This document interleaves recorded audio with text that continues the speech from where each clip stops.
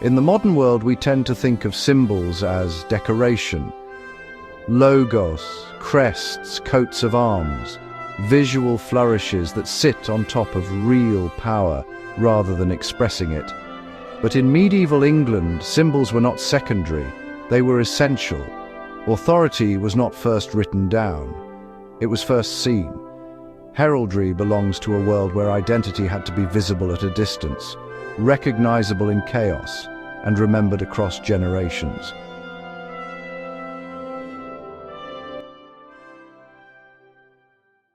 To understand heraldry, we must begin not with art, but with violence.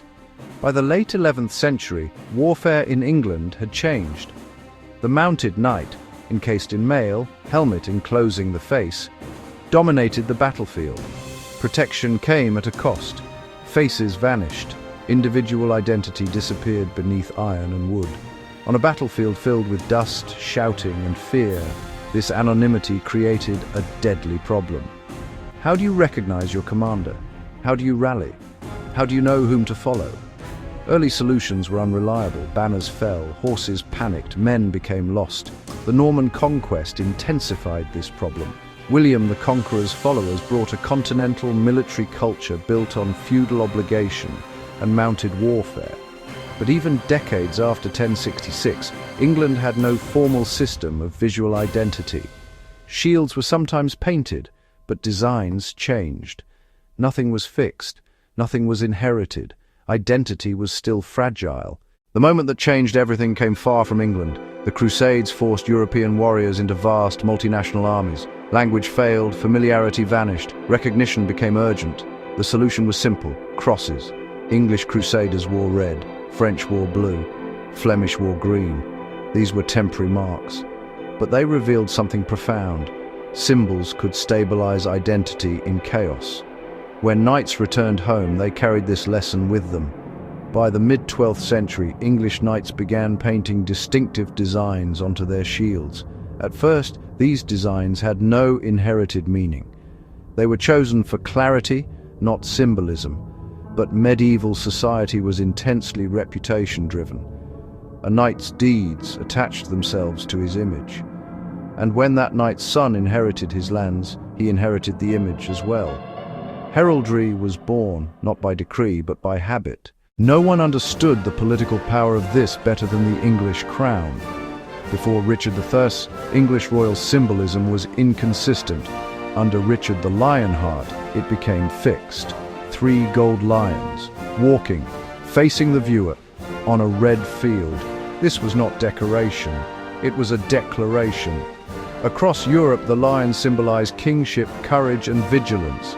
Biblical imagery reinforced its authority. Gold signified wealth and legitimacy. Red conveyed martial power. These lions did not merely represent the king, they were the king, visually. From this moment on, to see those lions was to encounter royal authority itself. The nobility followed the crown's example. Across England, families adopted arms that became inseparable from their identities. Out of necessity, rules emerged. Only certain colors were permitted. Gold and silver were metals. Red, blue, black, green, and purple were colors. From this came the rule of tincture. Color must not be placed upon color, nor metal upon metal. This was not aesthetic snobbery, it was battlefield design. Heraldry also developed structure. Ordinaries divided the shield, the fess, the bend, the pale. These shapes were easy to reproduce, easy to remember, and hard to confuse.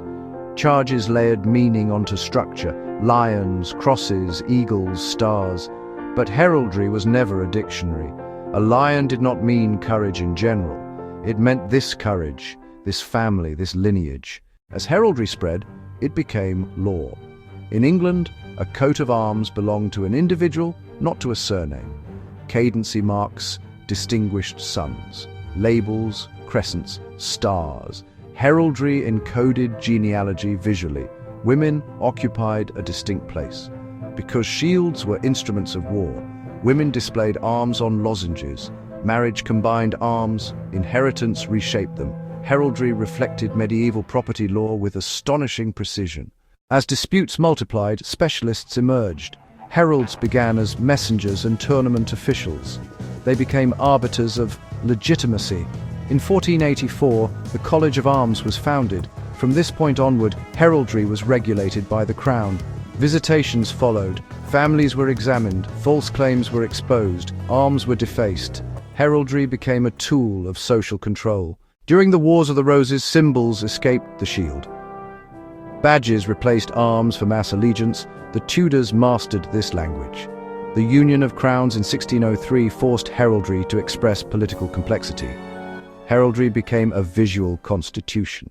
Gunpowder ended heraldry's battlefield role, but heraldry survived by migrating into institutions. Victorian Britain revived heraldry as a language of tradition. Today, new arms are still granted. The rules endure because they still work.